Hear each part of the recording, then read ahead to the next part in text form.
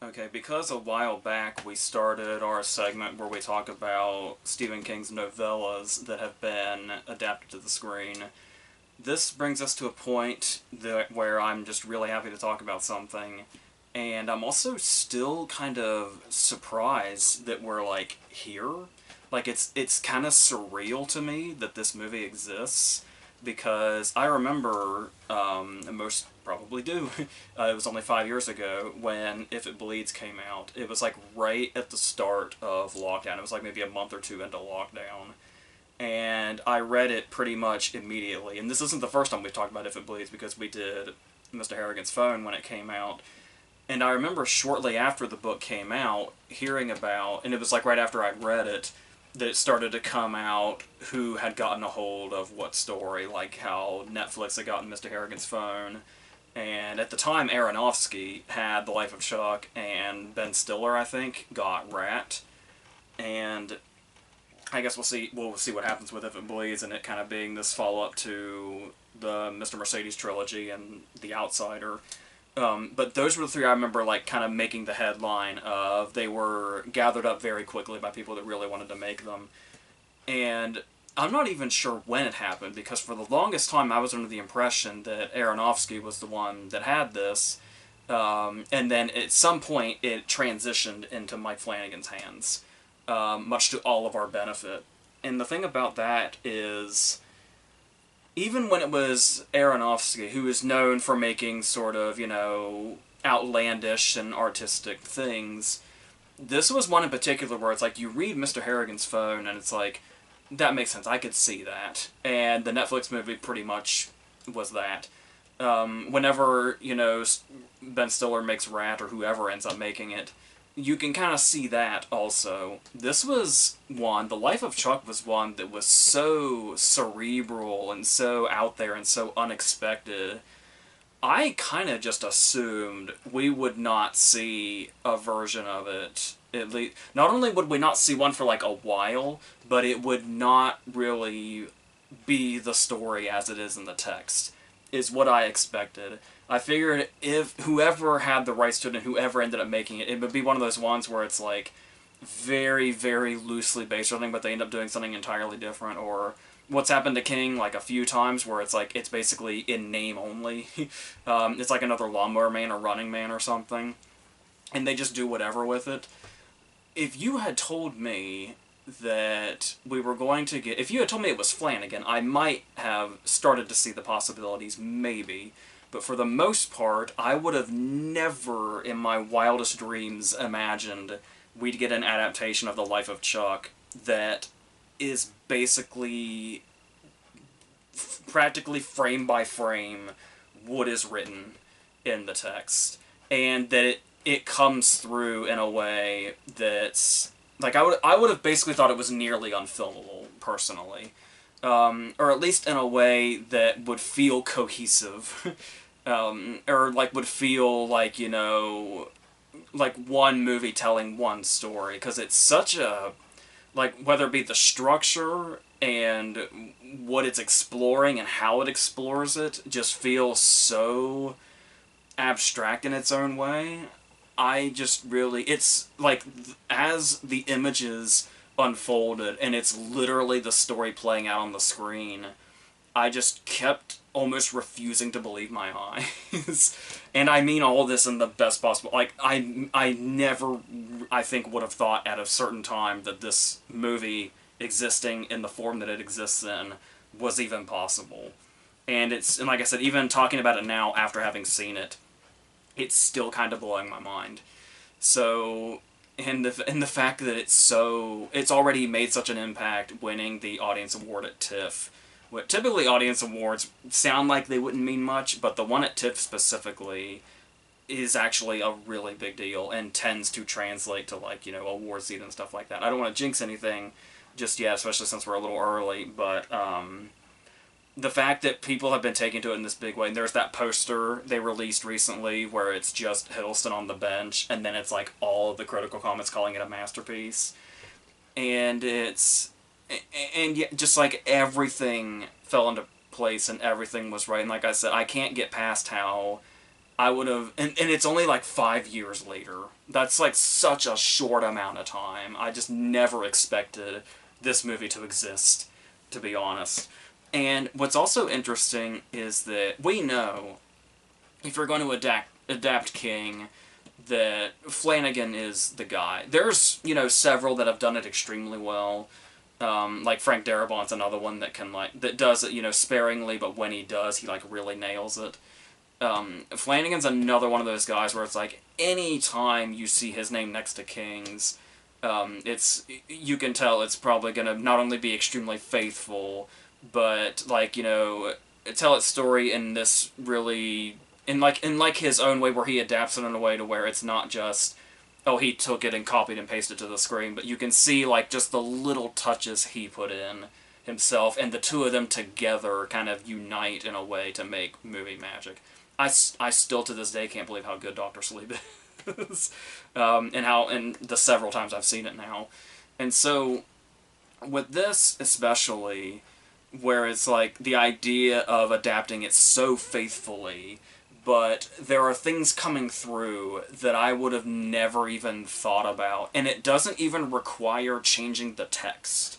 It's in tone, and it's to the point to where I'm not even sure if it comes down to... I suppose it comes down to how one reads the text themselves, because when you look at the first part of this movie, and since we're talking about, the book and the movie, we are going to be going into, all the spoilery stuff.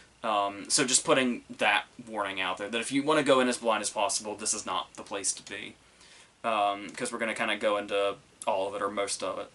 So, with that in mind, what I want to touch on is looking at what's going on in this first act, which is technically, obviously, the third act. And when I read that, it was like, first of all, I don't know if it's from the context of if it bleeds, because it's, directly following up something that's more traditionally creepy, like Mr. Harrigan's phone. But there was a certain dread through this, first/third act, obviously, where it's like, where we've talked a lot on this channel about how King can tap into both mainstream fears and very obscure and very specific fears, and make them so vivid and so realized, and really bring them to life. And with this one, it's another case of feeling very specific, because I've mentioned many times before, pretty much once I hit 20, my entire life for the last 15 years has been nothing but an existential crisis 24 hours a day. So movies like this, where we're exploring, what will the end be like, and what were our lives worth, and just basically everything this movie taps into. But starting here at this ending, that at the time we don't realize is Chuck himself's ending, is there's this... It's doing this in this very sort of terrifying way that's even new for King with all the other things he's tapped into, where it's existential, but it's also, really sad, and it's touching on this thing, with Gus's speech, who's played by Matthew Lillard in the movie brilliantly, where he basically... his whole speech basically talks about how this is something that we all kind of fear, but it's also this thing where it's it always... the end, the way it's depicted as an apocalypse, is something that we always kind of imagine, what that end would be like, and it's always, something that seems equally possible and impossible. We're always talking about, if or when it gets to that point, but then if that time were to actually come, a lot of us would be thinking, this is impossible. We never actually thought this was real. And that kind of fear is set in, and just the idea of how our minds, and how there's always the fear that when we get older, or sometimes something will happen prematurely, like it does with Chuck, where our entire worlds are in our minds and brains, and the thought of how once that's gone, everything's gone. And it's when you hear about people, with dementia or some kind of, or like, brain tumor or whatever it may be. Something that makes your mind go and makes your entire life disappear before your eyes. There's so much here regarding fear, but it's also built up in this way that's like beautiful, but also scary, but sad, but it leaves you like grateful for all that you had, and it makes you realize what you've taken for granted and stuff like that. And it's a lot of emotion and a lot of feelings. And I have to say, when I was reading it 5 years ago, I never read it comedically. It was all like fear and dread and sadness, but with beauty, and gratitude for life. But the way, and like I said, I don't know if it's a touch that Flanagan's putting in, or if I just read it in a different way that a lot of people did, or the way King wrote it. The way it's a very funny movie. And even in this apocalyptic sequence, there are beats that are very funny everywhere, and I never picked that up in the text. But like immediately when you're seeing it play out, and you see like almost like the repetitive nature of it, which becomes very funny, and I guess it's almost also like in an exasperated sense, with not just like the repetition of seeing Chuck everywhere, because when I was reading the text, when you see, that picture and thanks Chuck coming up everywhere, you have no idea what the fuck's going on, and it's very disorienting and confusing. You're trying to pick up what's going on and what does this mean. You're the characters in the moment when you're reading it. And then somehow seeing it play up and seeing, like, the writing in the sky or everything, all this stuff that is word for word in the book, when you actually see it play out, has these funny touches to it. And it's also that almost like surreal quality that's probably bringing that out also. Where it's like you kind of, it was surreal to me in a couple of ways. The fact that it was surprising how funny it could be, but also just like, going back to the beginning, I never imagined seeing this play out exactly as it looks in the book, and like seeing it play out, seeing that picture. I know that's like the first like promotional still that they released was the picture of Tom Hiddleston with the thanks Chuck, and it's like just seeing that was like, I can't believe I'm actually seeing that in real life after imagining it in this story, in this scenario. Seeing it come to life is, I can't wrap my head around it in this great way. And so, like I said, the idea of translating that to the screen and bringing that, and those Flanagan touches where he takes what's on the page, much like we saw with, Dr. Sleep, where it's everything you expect it to be, but there's little moments in there just enough that make it even richer that actually weren't there on the page. And stuff that you could only do visually that you couldn't do in the text, like the way actors show up again throughout it, and showing like and it kind of shows the people that made their impressions big and small on Chuck in these earlier moments in his life, and how those people stuck in their way and became something else sort of in his mind as he got towards the end. That's something you can't do in a book. Which is really incredible to make those choices. And then just sort of narrative choices, like having the stuff in, like the clues in there when you know what's going on if you've read the story, and you see the things already that are in his mind in the apocalyptic world, in his head, that are these little touches, like the graffiti that says Buskers Forever, or like one of the first lines of the movie is one of Chiwetel's students saying, I contain multitudes and stuff like that, the whole recurring theme. And the idea also of taking the exposition, I guess you could say, that's in the book, the stuff that's not the dialogue, and how you're going to put that in, because a lot of it is like from Marty's perspective in this first segment. So at first we have these moments where he's talking to the parents, and we like little cameos in there like David Dastmalchian and Harvey Guillen and stuff like that, and they're doing the dialogue, they're speaking to him in conversation, the dialogue that was kind of going through Marty's head in the book. And then this really interesting thing where Nick Offerman becomes the narrator through all three parts, through the movie itself.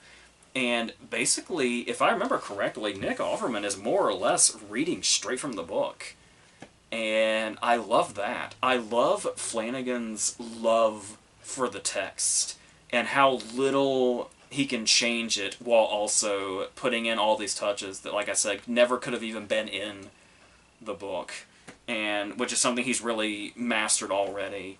I was like, when it came out that he was doing Carrie next, that was one of those things where it's like, haven't we've done Carrie many times now, and as a series also, it's like, I think Carrie's covered, but then you stop and it's like, Flanagan wouldn't do it unless he had some really great ideas. So I'm not even gonna doubt Carrie. So yeah, I just have full faith in him when it comes to this now. And as if Doctor Sleep didn't do enough to already do that by itself, I think it's pretty concrete now that Flanagan can be trusted with King.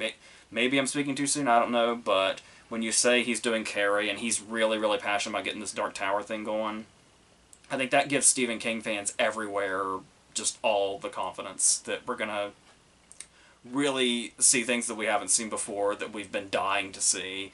And in some cases, things we maybe didn't even know we were dying to see until we see them, when we realize the brilliant things you can do to add these new touches to these stories that we already love. And that's something that Flanagan's just been crushing. And so, yeah, so it's fun to see those particular moments, and it's also fun to see, like maybe, you know, if you've read the story, you're not seeing it from a completely fresh perspective. Like, when you see the opening sequence, as somebody that's read the story, you know what it is.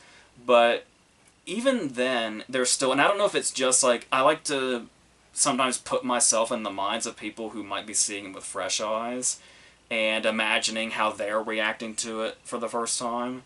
And I remember, like, I was feeling, like, really moved while watching the movie when we got to the point where it's basically revealed what 39 great years actually means. And there's, like, and yeah, it would get laughs when it was, every time it would say, like, 39 great years, it's like, what does that even mean? Why does it keep coming up? And then, and it's like, it's kind of a laugh the more and more it goes. It's funnier the more it goes. And then when you learn what it means and you hear 39 great years said one last time, then it's like, it's just silent. It's all sadness and bittersweetness and melancholy and just all of that, and just everything really hits. There's also stuff like when the image of Chuck appears in the windows. It's like, that was something where it was like, in the book, it's like, you read that and it's like, well, I'm not even sure how you would do that visually. So it's like, that's probably something they'll either take out or they'll do something like... There's things sometimes where you read them where you just automatically know, well, if they tried to do that in a movie, they'd cut that out or they'd do something else with it. That's one of those things. And no, they do the Chuck in the windows thing, and it's like, that's kind of the time in the movie where it does almost start to feel like it's getting scary and almost going horror with it.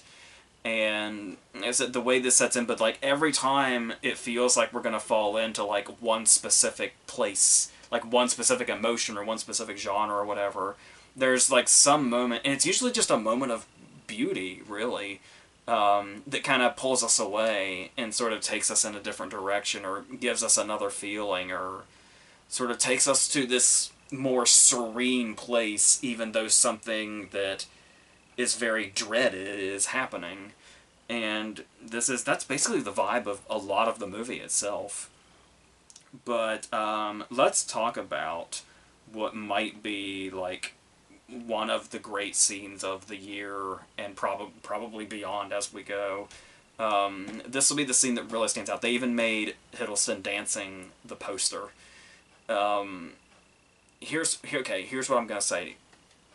I've been saying, especially with the first segment, that when I was reading it, it was like, how would they ever adapt this? Like, they're going to take their time adapting. We're not going to see a movie of this for a long time.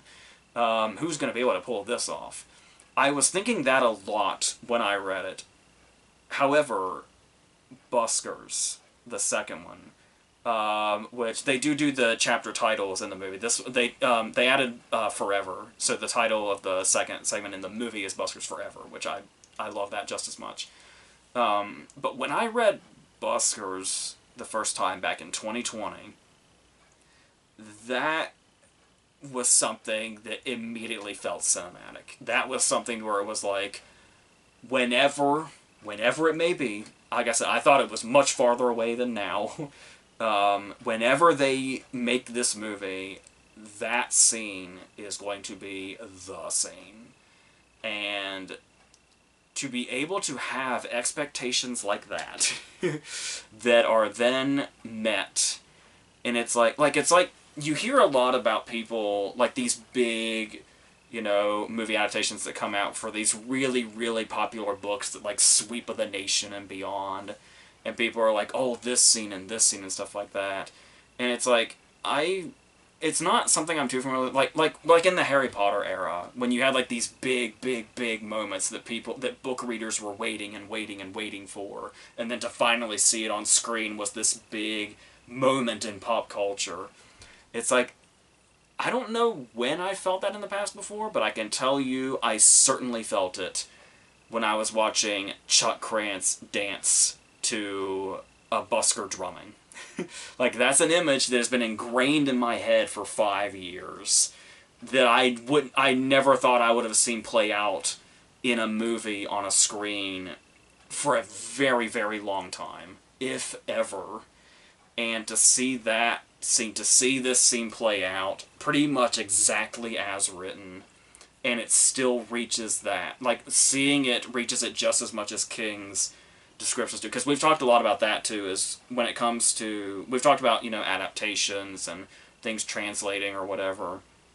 But one thing we've always said is if there's one thing movies tend to sort of feel like they're not quite living up to with King, is sometimes King's descriptions, especially if it's something, scary in a very specific way, it's like, oh man, that works really good on screen, but man, you should have read the way King described it. And it's like, usually there's that moment of, this is great, but King's description can't be matched. But this is a case where it's like, it's there, like, reading it, like, watching it brought back reading it for the first time. And that's and to talk about, I saw an interview where Flanagan was talking about, like, the magic that it felt like on set when they got that take. Like how apparently most of the dance scene is one particular take. A lot of it is that. And that's just... It not only must it have felt magical on the set that day, but it came through in the screen. And that's something that sometimes can be sort of lost in the journey. This was not. Like, if there's one thing I could have asked for from this movie, it would have been to nail this scene. If you fucked everything else up, whatever. But if you nailed this scene, then it was worth it. But the fact that you've got this scene right smack in the middle of a movie that's this masterful and this brilliant, and this emotional, I think it's more than we could have asked for. And that's not even to mention what the biggest fraction of the movie is not even what we've talked about.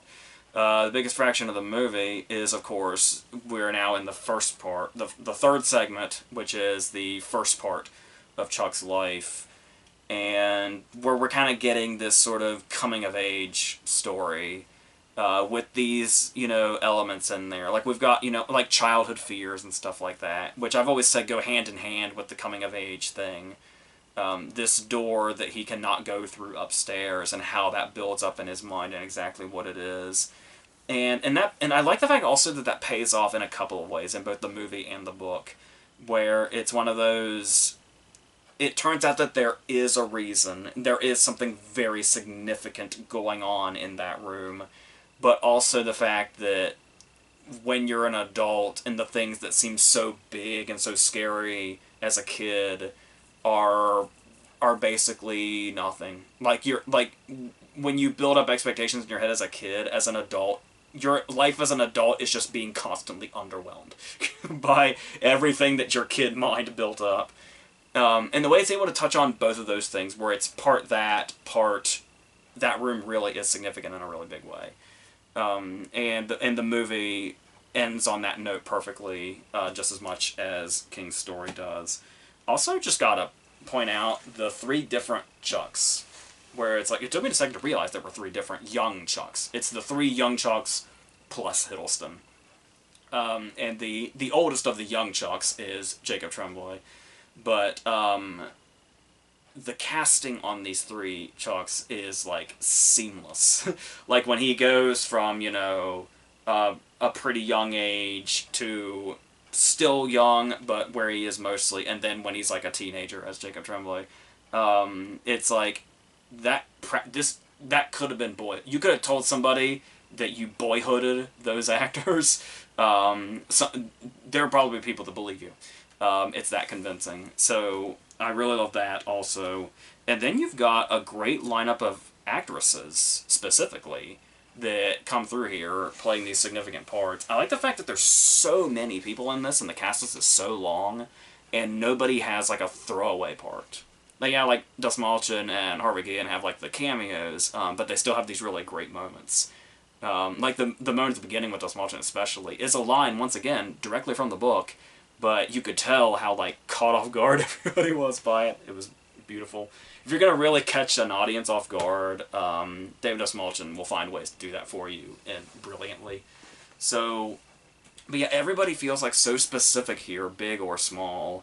So, most notably, that's also been kind of making the headlines lately now, is Mia Sara coming out of, I don't even know if it was a retirement, or if she just kind of was laying low or whatever, but it's like her first movie in like 14 or 15 years, and most people know her from, like, you know, Ferris Bueller and Legend and stuff like that, and then to come back in this very significant part as the grandma, and even reading it, you can tell, like, how significant this role is, and, like, anybody that's had, like, you know, grandparents that made a really big impact, you're gonna feel, like, every moment of these scenes in this really specific way.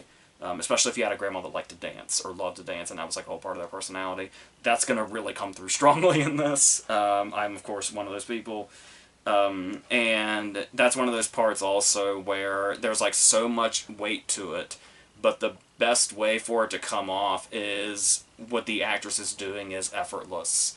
And that's what Mia Sara does here. And the fact that, like I said, she hasn't acted in, like, 15 years and is able to pull off that effortlessness that leaves such a weight with the character that you feel and believe, and you can feel it, like, you can identify it from your own life, too, is a really big accomplishment. And then you've got, like, this is one I really loved. Heather Langenkamp, I remember seeing on the cast list.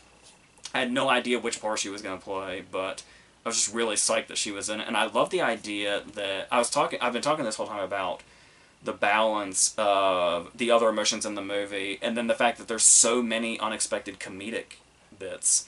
And so you've got Mike Flanagan, who is, like, really becoming a horror icon in his own right as he goes along, casting a horror icon in Heather Langenkamp.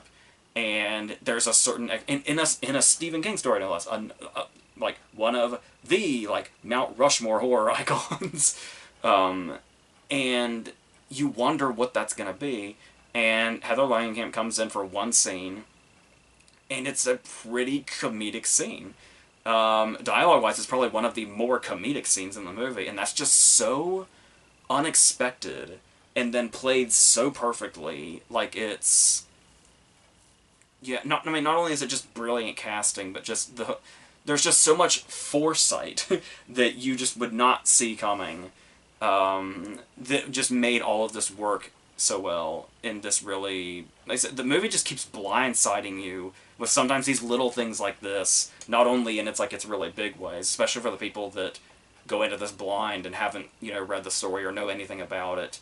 And then it's the unexpected nature of this movie in general that's going to really have staying power, I think. And even when you've seen it, or you've read the story, there's still those powerful moments, because it's one of those things where the way it's told and the details that are put in there, it's going to be rewarding multiple times in so many different ways. Whether you've, you know, read the story, whether you've read the story more than once, and then once you've seen the movie multiple times. These things are always going to come back. You're always going to see more and more, and it's going to... Things that were already impactful in their own right are going to be more impactful the more you have the full picture of what's going on, and the more understanding you have of what really everything means, whether it be in a really abstract way or a way that becomes very clear and very apparent. And just everything hits, regardless of whichever of those levels that it's at. I was going down the actress list. Kate Siegel, obviously. Flanagan regular and his wife. Has this really... Like, one of the... Something that just always goes straight to my heart is, like, the teacher that makes the impact on you. That role is always going to be a big thing. She comes in for one scene and just kind of nails that. Samantha Sloyan, I think her name is, that plays the dance teacher, is another, like, almost completely comedic character that perfectly goes and has all these, like, really memorable moments and memorable lines, and, like, whether it be, like, reactions or a line delivery or whatever, everything there. When, like, it's, like, really, really becoming a feel-good movie at this point, as, like, we're, like, right in the coming-of-age aspect of it, and we're seeing what the importance of dance was in Chuck's life and kind of where it came from and how it sort of grew as it went on and really became a part of his personality that ultimately kind of had to be pushed away or pushed to the back. And you can just feel, like, the magic in it in all these moments. So the one thing I didn't mention was the career highlight performance from Mark Hamill in this also. Like, not only does he, like, really lay down, like, the perfect grandpa vibe, but also, like, these individual moments, whether they be of terror or sadness or whatever. But then there's this moment when he goes through the, like, why it's important for Chuck to be an accountant and to, you know, focus on accounting and math and stuff like that, and giving this whole speech about how basically the whole universe comes down to accounting and math, is a really, really great moment. Like maybe one of the great acting moments he's had, maybe in his whole career. He's got a long career. I know he's specifically known for, like, 2 or 3 things in particular, but he's had a very long career with a lot of different parts in it, and I feel like this one, and I feel like he may even say that himself, that this will go down as, like, one of his really significant roles and really significant performances, and I feel like that scene in particular really shows off what he's capable of in a really great way. So I guess one thing I also want to mention as far as, like, expectations of how this would translate to the screen, there's one thing that Flanagan didn't do, and I'm really glad that he didn't. Even though I think there is a universe where it probably would work quite well, I'm just glad that he went the way that he did, which is as it is, where we get, you know, Act 3, Act 2, Act 1, and we manage to come full circle still in a way, and everything ends perfectly.